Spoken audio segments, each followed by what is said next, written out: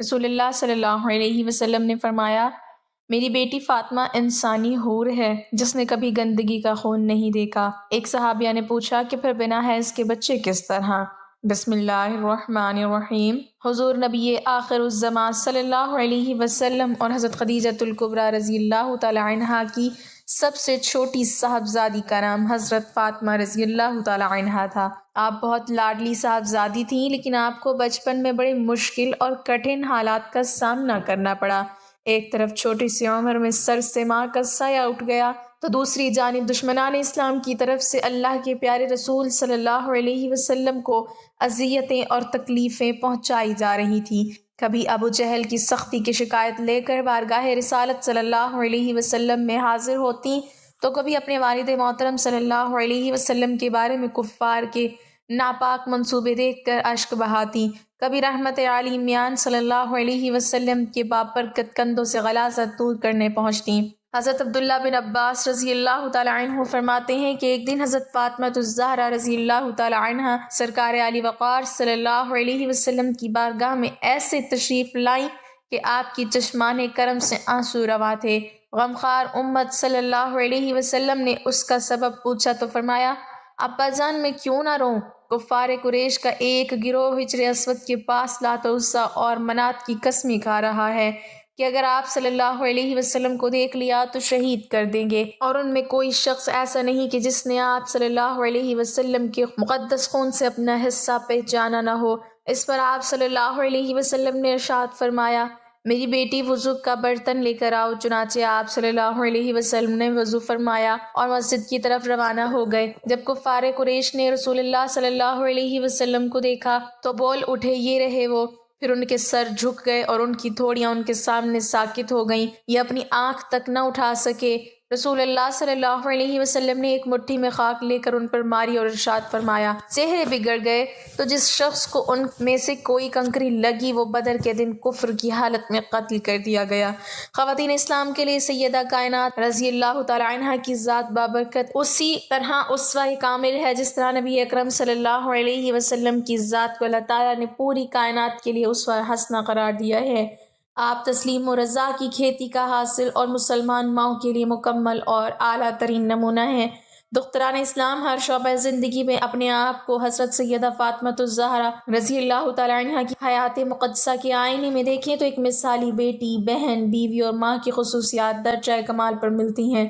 شہزادی کونین اور شمع شبستان حرم نبی صلی اللہ علیہ وسلم حضرت سیدہ فاطمہ الزہرا رضی اللہ تعالی عنہا کی پاکیزہ سیرت اور حیات طیبہ ہر دور کی مسلمان خواتین کے لیے ہر لحاظ سے نمونہ کمال اور واجب الاتباع ہے۔ لہٰذا آپ رضی اللہ تعالی عنہا کی حیات مقدسہ سے روشنی کشید کر کے موجودہ دور کی خواتین کو واضح نمونہ عمل دکھانا وقت کی اہم ترین دینی ضرورت ہے، اس لیے کہ ہر خاتون اگر وہ معاشرے میں نیکی، بھلائی اور حسن عمل کے نقوش چھوڑنا چاہتی ہے تو اس کے لیے اپنی پوری زندگی کو نبی آخر الزمان صلی اللہ علیہ وسلم کے گھر میں پروان چڑھنے والے اسوہ زہرا رضی اللہ تعالی عنہا میں ڈھالے بغیر کامیابی ممکن نہیں۔ شہزادی کونین حضرت سیدہ فاطمہ الزہرا رضی اللہ تعالی عنہا بعثت نبی صلی اللہ علیہ وسلم کے وقت 5 سال کی تھیں۔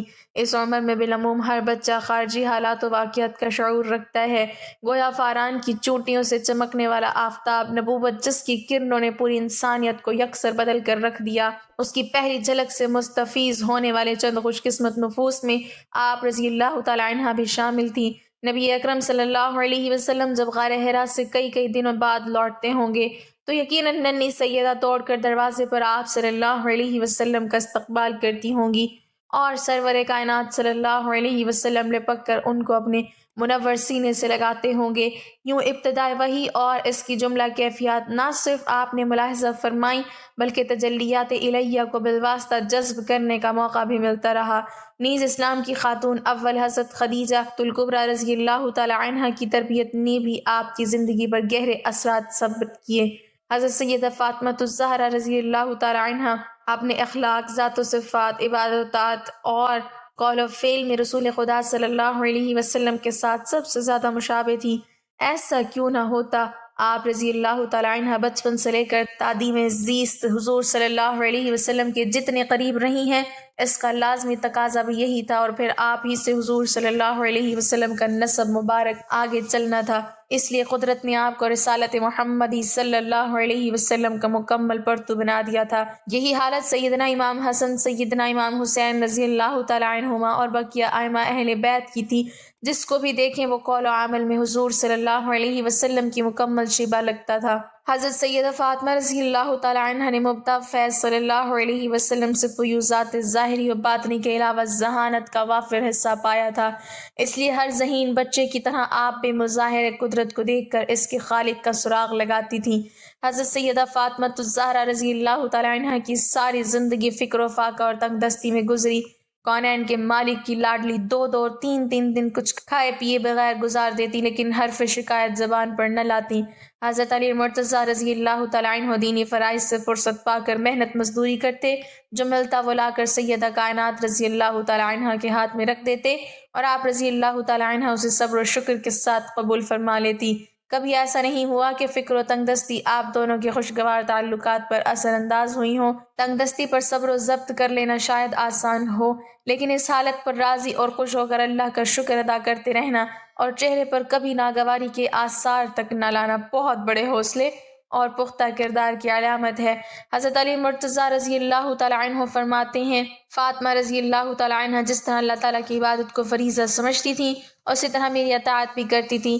عبادت و ریاضت کے انتہائی سخت معمولات میں انہوں نے میری خدمت میں ذرا بھر فرق نہ آنے دیا۔ وہ ہمیشہ گھر کی صفائی کرتی، چکی پر گرد و غبار نہ پڑنے دیتی، صبح کی نماز سے پہلے بچھونا تہہ کر کے رکھ دیتی، گھر کے ہمیشہ برتن صاف ستھرے ہوتے، ان کی چادر میں پیوند ضرور ہوتے مگر وہ کبھی میلی نہ ہوتی تھی۔ ایسا کبھی نہیں ہوا کہ گھر میں سامان خورد و نوش موجود ہو اور انہوں نے کھانا تیار کرنے میں دیر کی ہو۔ خود کبھی پہلے نہ کھاتی، زیور اور ریشمی کپڑوں کی کبھی فرمائش نہ کی، طبیعت میں بے نیازی رہی، جو ملتا اس پر صبر و شکر ادا کرتی، میری کبھی نافرمانی نہیں کی، اس لیے میں جب بھی صبر و شکر کے اس پیکر کو دیکھتا تو میرے تمام غم غلط ہو جاتے۔ سب عظمتیں اور روعنائیاں جو کسی بشر میں ہو سکتی ہیں ان کے در کے خیرات ہیں۔ رسول اکرم صلی اللہ علیہ وسلم کی عظیم بیٹی نے اگر بچوں کی تربیت کی خاطر خود تکالیف اٹھائیں اور ان کی بہترین تربیت کی، تو آج کی مسلمان عورت اس ذمہ داری سے کیوں کر راہ فرار تلاش کرتی ہیں؟ بچوں کی پرورش و نگہداشت، ان کی صفائی ستھرائی، لباس اور خوراک کا خیال رکھنا اور گھریلو امور کی پاسبانی ہی عورت کے سب سے بڑی قربانی ہے۔ عورت کے اسی کردار کی آج سخت ضرورت ہے۔ آج کے ترقی یافتہ معاشرے کی غیر محفوظ عورت اگر اپنا وقار، عزت و مرتبہ اور حقیقی مقام دوبارہ حاصل کرنا چاہتی ہے تو اسے چادر زہرا کے سائبان کے نیچے آنا ہوگا۔ حضرت سیدہ فاطمہ الزہرا رضی اللہ تعالیٰ عنہ کی سیرت طیبہ ہماری ماؤں، بہنوں اور بیٹیوں کے لیے خوبصورت نمونہ عمل ہے۔ کہا جاتا ہے کہ سیدہ فاطمہ رضی اللہ تعالیٰ عنہ حیض و نفاس سے پاک تھیں، تو ہمارے ذہن میں یہ سوال پیدا ہوتا ہے کہ حیض جو کہ بچے کی پیدائش کے لیے ضروری عمل ہے، تو پھر جنتی سردار حسنین کریمان کیسے پیدا ہوئے؟ آقا دو جہاں نبی کریم صلی اللہ علیہ وسلم کی رخت جگر حضرت مولا علی رضی اللہ تعالیٰ عنہ کی زوجہ اور حسنین کریمین کی والدہ محترمہ کی فضیلت قرآن پاک میں بے شمار جگہ پر بیان ہوئی ہیں، اور ان کی شان میں بہت سے مستند اور صحیح احادیث موجود ہیں جن سے کوئی بھی ذی شعور انسان انکار نہیں کر سکتا۔ اگر ہم ان کی سب فضیلتیں بیان کرنا شروع کر دیں تو اس میں کوئی شک نہیں کہ مہینوں لگ جائیں گے، لیکن ہم نہ تو سیدہ فاطمہ کی مکمل فضیلتیں بیان کر سکیں گے اور نہ ہی ان کا شمار کر سکیں گے۔ ناظرین، آج ہم امام الانبیاء حضرت محمد صلی اللہ علیہ وسلم کی پیاری اور لاڈلی بیٹی کی ایک ایسی فضیلت کی بات کریں گے کہ جو فضیلت صرف انہی سے منسوب ہے۔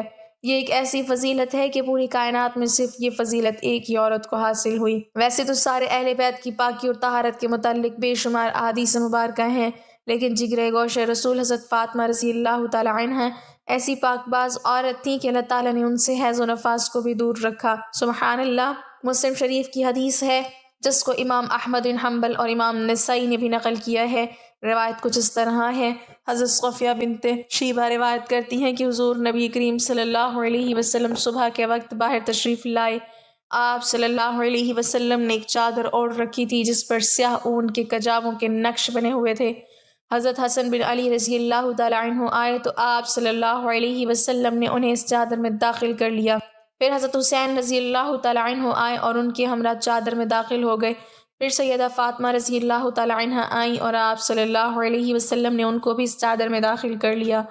پھر حضرت سیدنا علی رضی اللہ تعالیٰ عنہ آئے تو آپ صلی اللہ علیہ وسلم نے انہیں بھی چادر میں لے لیا۔ پھر آپ صلی اللہ علیہ وسلم نے قرآن پاک کی یہ آیت مبارکہ پڑھی، اے اہل بیت، اللہ تو یہی چاہتا ہے کہ تم سے آلودگی دور کر دے اور تم کو خوب پاک و صاف کر دے۔ آپ رضی اللہ تعالیٰ عنہ کا فاطمہ لقب زہرا اور بطول ہے۔ سیدہ فاطمہ نے بچپن بہت ہی معصوم اور پاکیزہ گزارا۔ حضرت فاطمہ رضی اللہ تعالیٰ عنہ نے اپنے بابا حضرت محمد صلی اللہ علیہ وسلم اور اپنی ماں حضرت خدیجہ رضی اللہ تعالیٰ عنہ کی آغوش محبت میں بہترین تربیت حاصل کی۔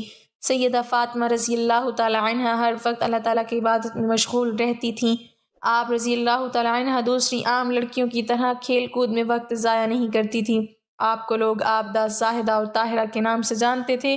احادیث میں ملتا ہے کہ حضرت فاطمہ رضی اللہ تعالیٰ عنہ کے اخلاق و عادات اور بات چیت کرنے کا طریقہ اپنے بابا حضرت محمد صلی اللہ علیہ وسلم سے بہت ہی ملتا جلتا تھا۔ آپ رضی اللہ تعالیٰ عنہ کے الفاظ بہت ہی نرم ہوتے تھے، ہر سننے والے پر گہرے تاثرات چھوڑتے تھے۔ آپ کی بابا جان حضرت محمد مصطفیٰ صلی اللہ علیہ وسلم حضرت فاطمہ کی پاکیزہ مہک سونگتے تو آپ فرمانے لگ جاتے، فاطمہ تو انسانی حور ہے اور جنت کی حوروں کی سردار ہے۔ آپ رضی اللہ تعالیٰ عنہ کو بے شمار لقب ملے ہوئے تھے، امت السادات، مخدومہ کائنات، دختر مصطفیٰ، بانو مرتضیٰ، سردار خواتین حضرت سیدہ طیبہ طاہرہ فاطمہ الزہرا اور بطول، راضیہ، مرضیہ، عابدہ، زاہدہ، محدثہ، مبارکہ، زکیہ، سید النساء، خیر النساء اور خاتون جنت۔ حضور نبی کریم صلی اللہ علیہ وسلم فرماتے رہتے تھے کہ فاطمہ میرے جسم کا حصہ ہے۔ حدیث پاک میں ہے کہ حضرت فاطمہ رضی اللہ تعالیٰ عنہ دونوں جہانوں کی عورتوں کی سردار ہیں۔ آپ صلی اللہ علیہ وسلم نے فرمایا کہ جس نے میری لاڈلی بیٹی فاطمہ کو ناراض کیا اس نے مجھے ناراض کر لیا، اور جس نے مجھے ناراض کیا اس نے اپنے رب کو ناراض کیا۔ جس نے فاطمہ کو راضی رکھا اس نے اپنے نبی اور خدا کو راضی کیا۔ امام نسائی حدیث روایت کرتے ہیں کہ حضور نبی کریم صلی اللہ علیہ وسلم نے فرمایا کہ میری بیٹی فاطمہ انسانی حور ہے جسے نہ کوئی گندگی اور رطوبت آتی ہے اور نہ ہی کوئی میل کچیل۔